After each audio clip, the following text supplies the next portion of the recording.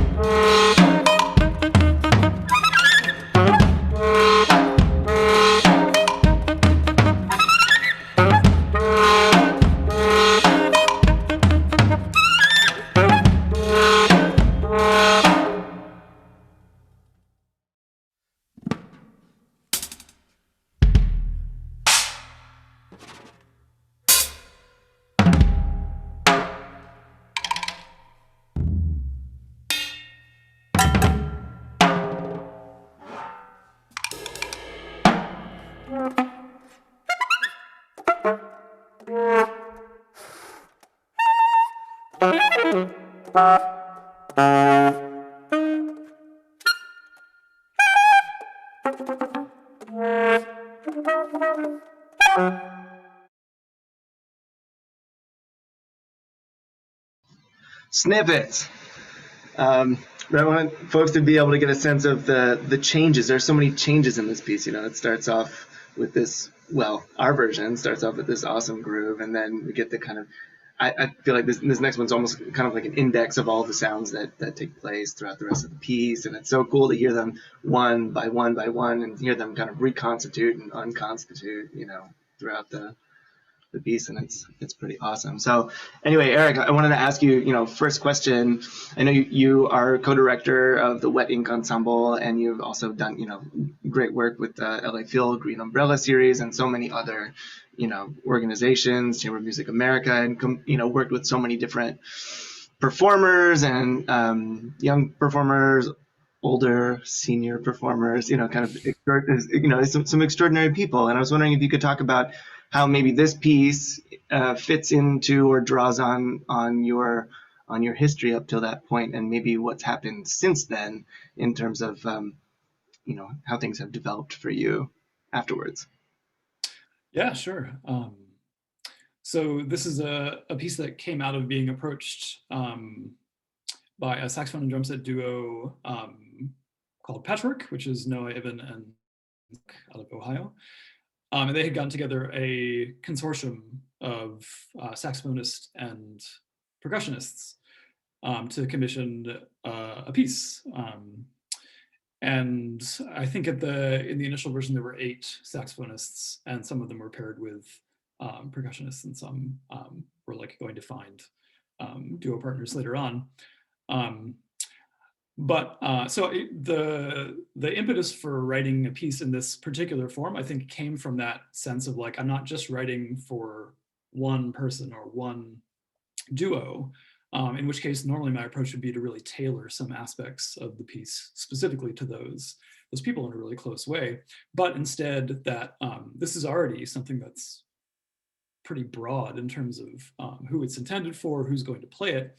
And at the same time, it involves 2 instruments, saxophone and percussion or drum set, that within the framework of new music or music in general that I'm a part of, has probably like the broadest range of like backgrounds of who would be playing the instrument. So saxophonist could be someone who like really went down the classical track, like French traditional, like they have that sound, all of that. Or it could be actually someone that started out in jazz and kind of migrated slowly to new music and maybe skipped all of the like late 19th century, early 20th century kind of stuff. Same with percussion, obviously.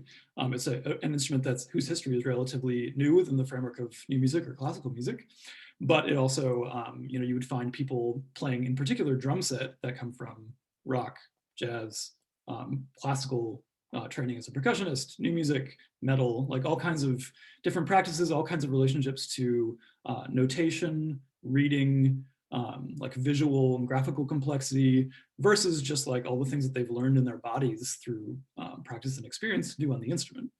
So, a new music percussionist might be really uncomfortable playing drum set, whereas someone who's like a drum set player would have a different set of chops. So that's just to say that already in approaching those instruments, there's a huge range of things that you could do, I think much broader than would be the case for maybe violin. So my one thing that that led me to think about was this idea of modularity, of having different ways that people could make the piece a giant pool of possibilities. And you as the performer can sort of curate your own approach to that out of that field, which is broader than anyone's individual experience, let's say, at least potentially. And I think this partly is the result of around that time, my first engagement or contact with what for me were really interesting and successful and compelling instances of modularity. That was 2 composers, Anthony Braxton, getting to know his music as a performer in particular, and also Matthias Spalinger, who has a couple pieces in particular sprinkled throughout his output that really take on open form and modularity in a really interesting way. And so I was working on a violin and piano piece of his called Extension with Josh Modney, and that has large portions of the piece that are modules that can be arranged in different orders, or the players become independent and they can cycle through their material in different ways. As a composer, I had always been very invested in form and in structuring form. And so for me, that kind of blew my mind, just how successful those things were, and how that feeling of freedom and openness in the middle of a performance was actually really compelling, both from the inside and the outside. It didn't do the thing that I maybe would have thought it did, which is to kind of like sag at that point or feel like it's just diffuse. It just didn't feel that way at all. It felt free and open and compelling and improvisatory, and that people were listening in a different way, both the performers and the audience. So I was really excited by the possibility of exploring that field for the first time, and this seemed like a good match for that project. In terms of, well, maybe that was a lot for now, so why don't I just I'll just No, that's great. I mean, it's really useful to hear the various musical influences. I wonder, in the violin and piano piece that you were working on as a pianist, yes? Yeah. Yeah. Did you choose the modules in the moment as opposed to this one where the modules are sort of pre-chosen? I mean, you get to mix and match, but you have to sort of make at least my experience with the piece, you kind of have to choose, well, I want to do this one first, and then I want to do this one, and then I want to do this one. Yeah, in that piece, it's slightly different in that you could or you could not. It's sort of up to you.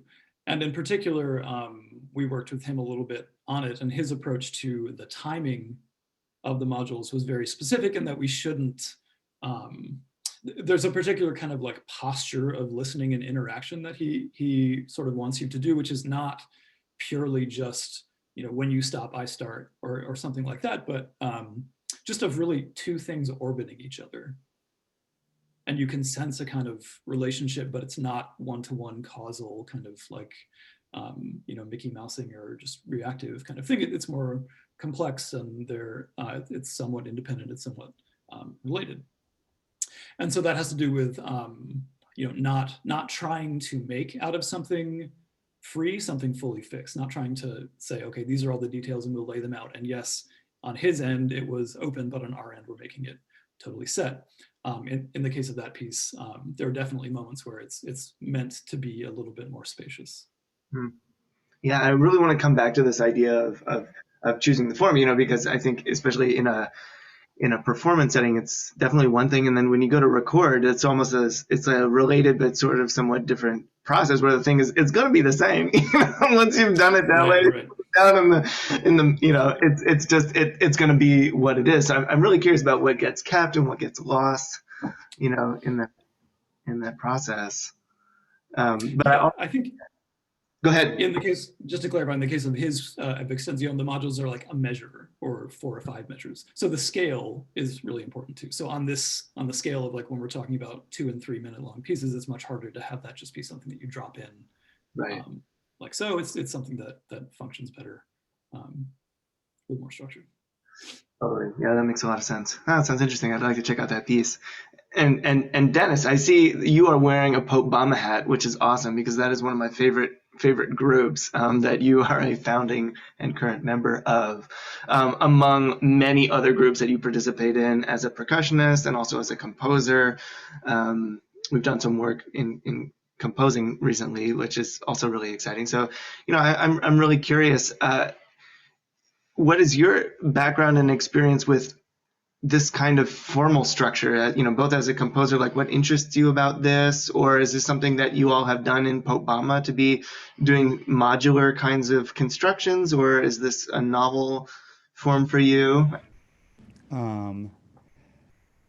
Yeah, I mean, I've certainly worked with pieces that are kind of modular in this way before. I really kind of felt I guess the modular form with the for me when I think about playing drum set, like it did kind of have like there was a natural flow to that just kind of made sense. Um, because if I think for a lot of percussionists, not all of us, but for a lot of us, some of us start on drum set as kids, and it's from this place of wanting to play rock music or funk or jazz or metal or punk or whatever. Um, and it's funny that then you kind of like if you move into more like, you know, notated classical music or new music or avant-garde music, um, you know, for a lot of us when we start on drum set, like, yeah, maybe depending on who you're taking lessons with. For me, it was just a local guy who had a drum set in the kitchen of his condo. Um, and we didn't work out of a method book really. You know, we learned classic rock songs on a big stereo and like and it was great. Um, but what's interesting is I think there's this kind of like for any percussionist who plays a drum set or like as one would think one would traditionally play drum set, you kind of have your own approach and own style to it that particularly if it's what you started with very young, it's very much ingrained. Um, or it can kind of stay more ingrained than you think it does, like 20 years down the road. And in that sense, I think it's very difficult. It can sometimes be really difficult to write for drum set and to write for it in a way that then feels idiomatic and has a flow and kind of like speaks to the player. And I've certainly played notated drum set music before where the music was great and wonderful, but I did find it's just like, wow, when I sit behind these collection of instruments, I have very specific ideas of how I navigate this. And sometimes you just run across a pattern or something in your feet that you're just like, man, I would never do that. It's not bad. I just would never naturally do this. And then it actually, there's a whole bunch of practice to break through that wall of just kind of retraining how you orient yourself with that. Um, and I think that's one thing that I find interesting about because I do think that exists for a lot of percussionists in the relationship to drum set. Um, the modular nature of the piece kind of lends itself to maybe customizing a version that allows the player to kind of like sit in some of their comfort zones at the instrument. There's the version that they can just play if they're improvisers. There's things that are like very much kind of like traditionally sitting in like a kick snare hi-hat world. There's movements that move kind of all over the kit. I will say, just like as a credit to Eric, like I did find it like it sits really well, like surprise, like really really well on the kit, and it feels like kind of this hybrid between playing a notated multi setup and also a drum set, if you think of drum set in that traditional sense. And so that's where, I mean, I think just from a percussion standpoint, that's where I found the modular those options to be really really fascinating, that you could not only customize your own version, but also because there's this kind of prior relationship you might have to this instrument or these collection of instruments, you can customize the movements even that maybe really sit in your pocket or your wheelhouse. Mm. I mean, Eric, how much of a prior relationship as a composer did you have with the saxophone and the drum set at the time that you had written, not together but also independently? Yeah, I would say maybe slightly more with saxophone than drum set in terms of writing for it. Um, but like any good American boy of my age, played in bands and like high school and middle school, and yeah, I mean, like drums were just not a like unfamiliar instrument to me, to the extent that like sort of as Dennis is describing, a big part of the work for me in figuring out an approach to the instrument was to find a way of combining like elements of vocabulary into non-habitual gestures. So you want some aspect of just like the physicality of like what most people have learned into their bodies as a way of approaching the instrument, but you don't want all the baggage that comes when you chunk together those units in all the traditional streams. But like, what if you just took all those units and like did other things with them? Or if you came up with new gestures based on the same sort of like throw of the body that gives you a particular gesture, and you put it on a different orchestration on the kit, like those kinds of things. So that's definitely in there for me. In addition to just all my listening, like what the drum set is for me, just conceptually, like as a listener, like who do I hear when I hear drum set? There's a whole long list of those people, which we can get into. Saxophone is a similar thing. I think I got very close to saxophone. I think the reason I was asked to write this piece is because of a particular saxophone piece that I had written. But I was playing a lot with a saxophonist named Elliot Gategno in the mid 2000s. We had a duo for a while, and he was a fantastic player. And so I got to know the instrument, I think better than I knew like the oboe or like a bunch of other wind instruments. Just developed vocabulary and a language from working with him. And then around the same time got involved with Wet Ink ensemble, and was working closely with Alex Minchek, and at the time when I first got involved also Sam Hilmer, who both had very traditional training in a completely different style than Elliot had. So Elliot was a classical saxophone player, like really in that zone, and then also became like very highly developed new music player, whereas Alex Minchek and Sam Hilmer were coming from like a traditional jazz background that then extended into just a whole different vocabulary. But their basic setup, their sound was completely different from Elliott. So I have in my ear and in my head both of those ideas of what the saxophone is, which are radically different conceptions of the instrument on some level. You know, I also have like, you know, so that, and then everything from Roscoe Mitchell and Evan Parker to John Coltrane and Charlie Parker, and, you know, all the way back through the history of jazz. So all those things are kind of converging on this piece to, yeah, just for me, kind of shape what my basic, like, what is the saxophone for me? What is the drum set for me as a starting point? And then I try to imagine things that incorporate that, but also go into different directions. Yeah, I've been really curious to hear a number of different versions of the piece, which has been so cool. Patchwork Duo's recording is really awesome. Everybody should go check that out. And it's totally different, and it's really awesome to hear. Noah and I were talking one day, and we both pretty much said to each other around the same time, like, I didn't know if I was playing that piece right after I heard your recording. You know, it's just so different. But I think that's a really exciting component, you know, and I would encourage anybody who's interested, whether you're coming from any of these various backgrounds or other backgrounds yet, you know, to check out this piece and see what you can do with it. So, I mean, what we've kind of been harping on this idea of form, but it is really an integral part. Integral. Thank you.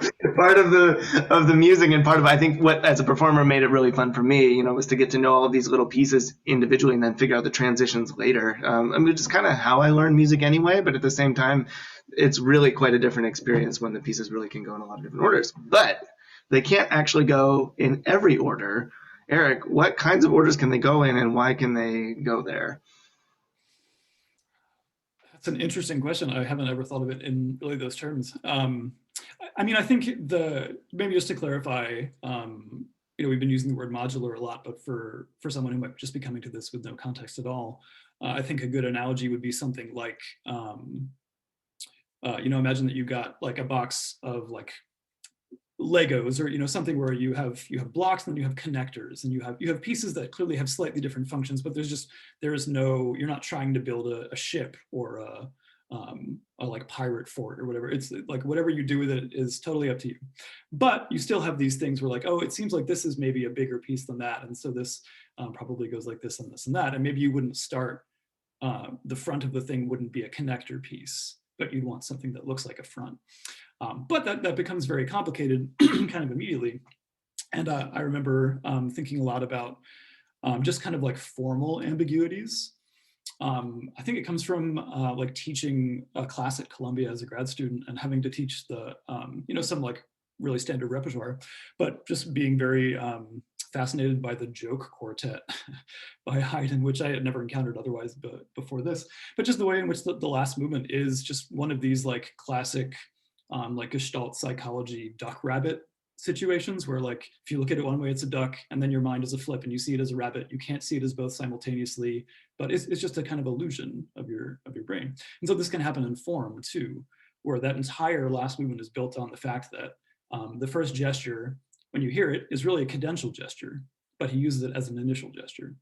And then only at the very end of the piece, when he uses it as the last thing that happens, and then nothing else happens, it's just silence for like 20 seconds, do you realize that, oh, that can actually also work as a cadential gesture? And you go back and rehear it in your mind at the beginning. It's like, oh yeah, that was always like that. It wasn't just, so it creates this really wild kind of nonlinear listening experience. But so that idea of just like certain things can have dual functions.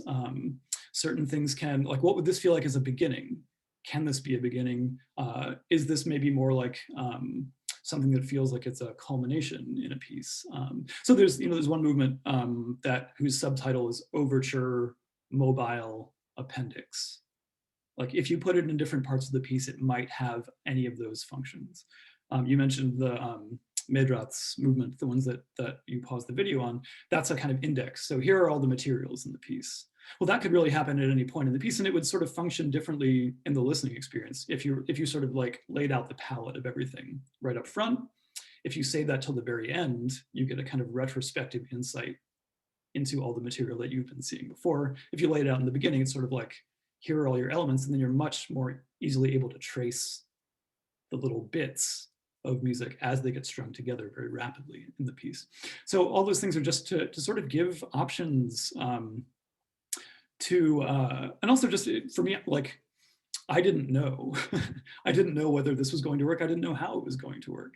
And so it's, there's an element of like play and experimentation in it too, of like what would happen if I let go of control in a way that I really hadn't before. If I offered part of the creativity to the players in a way that I wasn't like willing to let go of before. I think there is definitely an element of that for me, and just that it, my hope was that it would become more collaborative, that it would just add whole layers of meaning for the players, because they got to personalize it, get to know the piece and its mechanics too from the inside, not just feel like you were you had this kind of view where you're sort of skating over the music from left to right, from bar to bar, but that you knew it, you knew why things went the way they did because you chose them to go that way.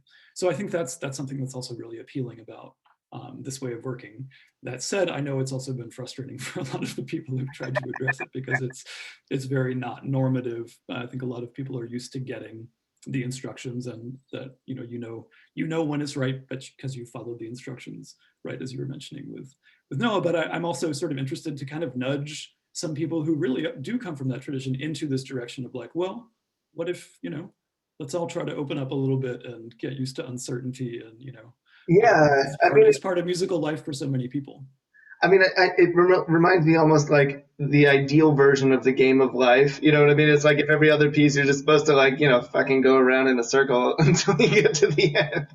This one, I mean, you can go in any order. You can choose what you want to do. I think it's really exciting. Well, I was wondering, there's also this component of the titles of the pieces, and also we have this new way of showing that you've created of how this music can be chopped up and reorganized through a website. I was wondering if you might be able to show us a little bit of what that looks like. Sure. Yeah, so this is a project this is definitely like a pandemic project, like having the time to do something that I wouldn't otherwise have gone this deep with, probably. But Max Ardito, who works with Wet Ink Ensemble and is a sort of a brilliant designer and coder, worked with me on creating this interface here. Let me see if I can share this. How's that? Okay, so yeah, this is both just sort of a general like online documentation for the piece, where as there are more recordings made, I'll sort of add them to this, but also is just, it's a way of helping people approach something that would otherwise, I think, be a little bit more difficult to approach than a normal piece of new music, which is maybe a little bit more, it is what it is and you know what it is. And that's that. This piece is a little bit more of a labyrinth.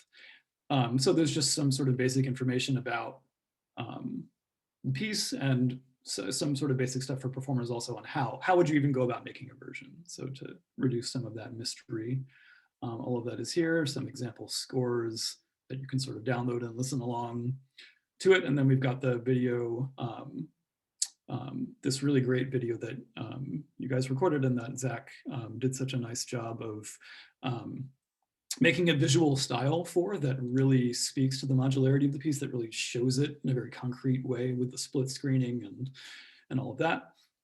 So what's going on as you then play this video, and then there's also, you can compare it to the patchwork version. And so immediately see how this is two completely different versions of the piece. As you go through the video, okay, back here. What happens is the map reacts in real time. This is a map of southern Austria in the Innsbruck area. And this is where all the names of the movements come from. They're actual real places. They're all small towns in this region. And this is just something that I explained in the notes a little bit. I went to visit some friends in this area the year before I was writing this piece, and just saw all these weird little names on the road signs of all the towns around there, and just started writing them down. It's like, what is going on in this area? This is such a bizarre convention of how, like what a name for a town is. They're all so similar. They're all like these one syllable things with all these consonants. Was sort of very charmed by them, and wrote them down. And then, this piece came along and it sort of felt like, oh, well, maybe it makes sense on some level to think of this piece as a map rather than a road. It's a map. And so what that means is that it's a territory rather than a particular path through it. So it's a collection of paths. And so as you, I'm just going to mute this so it doesn't play as we go through, but as you progress through any recording of this piece or any version of this, the map will show you both all of the different modules that are involved in this, which performer is on which module at that time. So it helps you visualize the different states. So here, when Dennis is playing Medraz, you can see where the saxophone came from in red and where it's going to. You can see where the drums came from in red. In purple is when they're together. And it just helps to kind of visualize the modular aspect of the form for me in a really fun way that tracks along with the video as it goes along. And so there's a nice kind of way in which the structure of the music just maps very literally onto a literal map.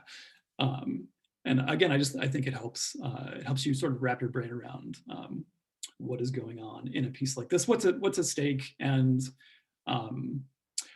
what modular music or what open form music is about. And I think for me, one aspect of that is just this sort of metaphor that we have going here of like, it's a journey, a trip. It's, it's not that you would always have to go the same way every time, but there are multiple ways of getting to a certain place. And that means different things. That means you've seen different things. You've been in different places. Beautiful. That's awesome to see. And show again how you can choose the different versions to listen to. Yeah, so that's up here on this cube. Yep. And we've got these two to start, and eventually perhaps more. And actually, eventually, the goal is to have a sort of other side of the site where just all the modules are there independent of a version, and you actually as a performer could go to the site to construct a version, and it would kind of lead you through the steps and show you that you can do this and you can go from this one to all these others, and just help you visualize that, which is otherwise pretty difficult. You'd have to have one of those like police procedural walls going that would see all the different yarn and that kind of thing. That reminds me, I've been watching far too much Brooklyn Nine-Nine during the pandemic. Thank you, Eric. That's really, really cool.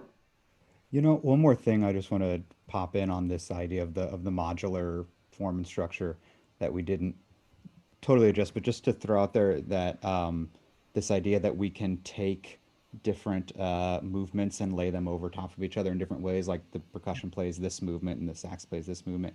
And I just wanted to say something that I found so impressive about the piece was the way in which that worked in so many different ways, and like the parts functioned completely differently. It's like, well, if you lay this movement on this movement, then in this measure there's this rim shot that if it's combined with this saxophone passage, then that rim shot acts as a trigger to switch this multiphonic on. But if you switch it this way, maybe there's like a super ball that there's like a bed of texture underneath this key click figure, or just like the way that there were so many combinations that would completely kind of turn the functions of the individual gestures on their heads, but they still kind of found this cohesive way to interact with one another.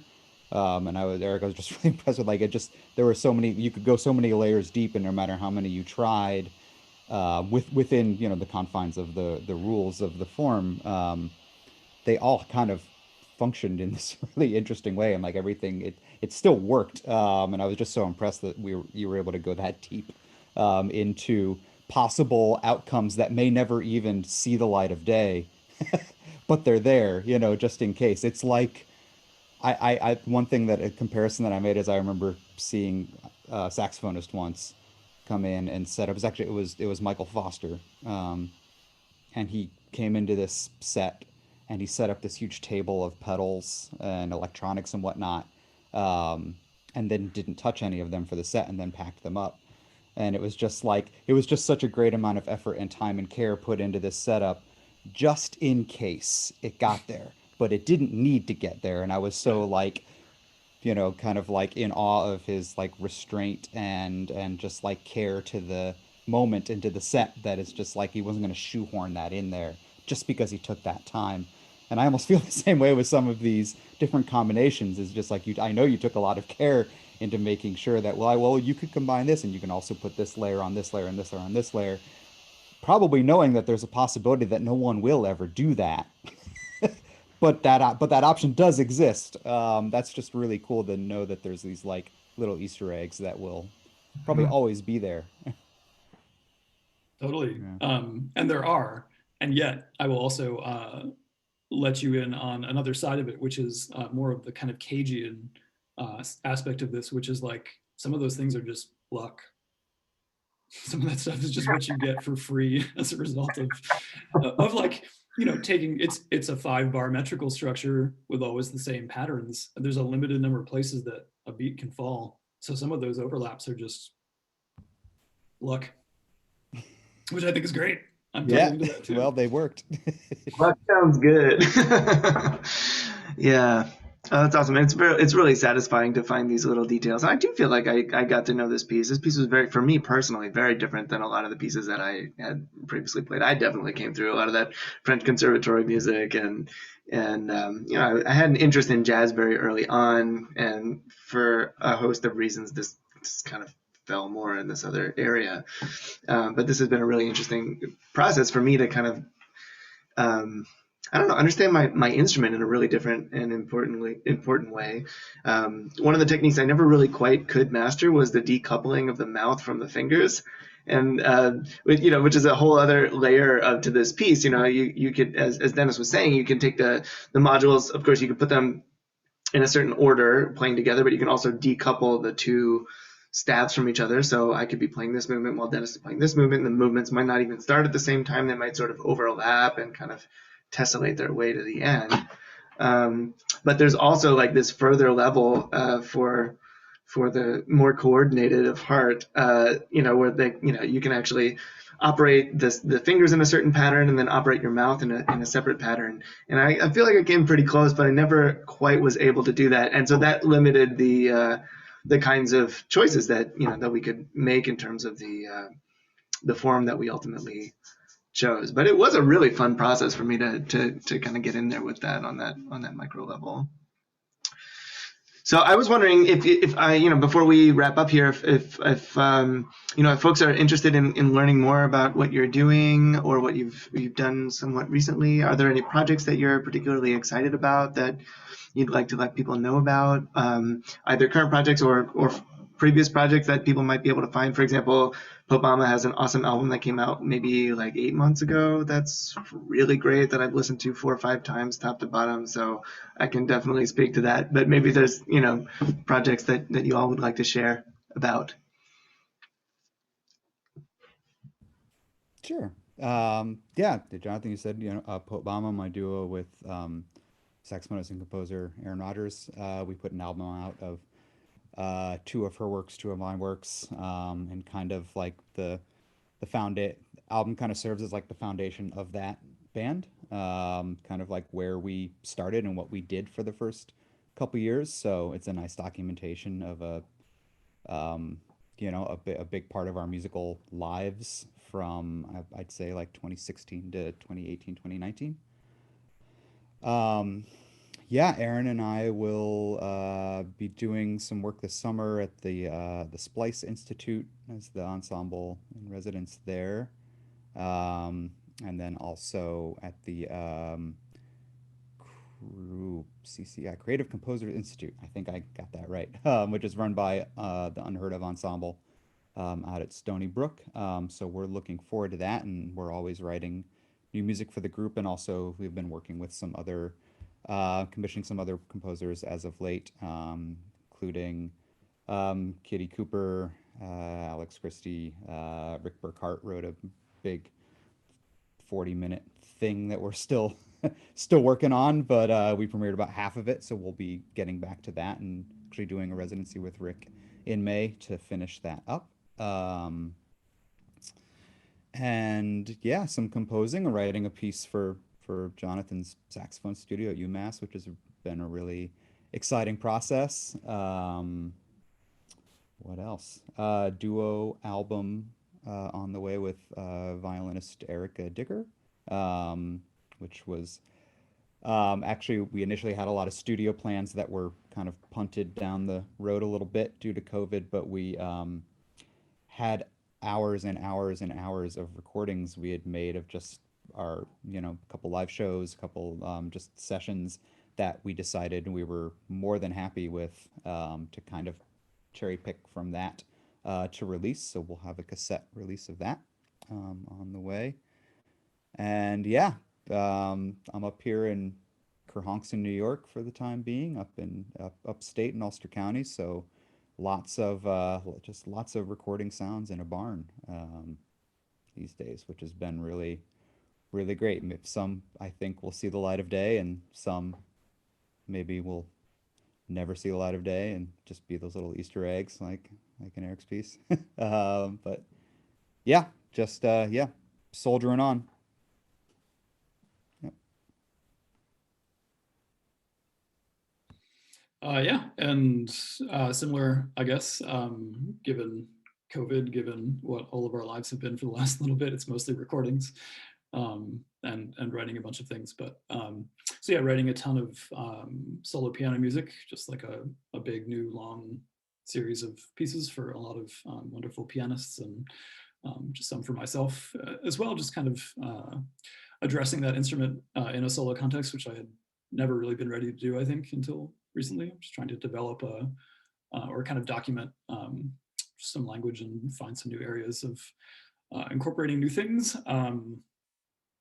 Related to that, have a new record coming out sometime this year, TBD, which is 2 new duo pieces, one with Weston Olenki on trombone from 2016, and then one brand new one, which we haven't even really done live yet, with Charmaine Lee, who's a remarkable vocalist, noise musician, improviser, which we recorded this past fall up at my house in Greenfield, Massachusetts. And that piece has been really a new direction for me, a big stretch for me, a lot of what feels like to me growth in the process of learning to kind of like meet her on the field of play as someone who's from such a different world. So I really had to push myself to get much better at improvisation, much more comfortable with doing that, and then also to sort of match her sound world, which is so electronic in timbre, incorporating a synth into my setup, and having now a kind of 3-part conceptually instrument, which is acoustic piano with preparations playing inside the piano, and a synth, which also sort of sits as a sort of double manual kind of thing. And now I'm trying to move between all of those zones kind of in various combinations and get more and more fluent with doing that in real time, both in pieces and improvising. And then also have another record in the can for future release, which is a long piano trio piece with Mayo Roberts and Josh Modney that deals with just intonation and very austere kinds of tuning and temperament kind of issues of sound. So that'll be coming out sometime soon too. That's awesome. Well, thank you both so much for taking the time, and it's been a really great pleasure of mine to work with you in the last couple of years on this piece, and I'm really excited for it to be out there finally. And yeah, hope you all watch and can check it out. Thanks, everyone. Yeah, thanks, man. Thanks, Jonathan.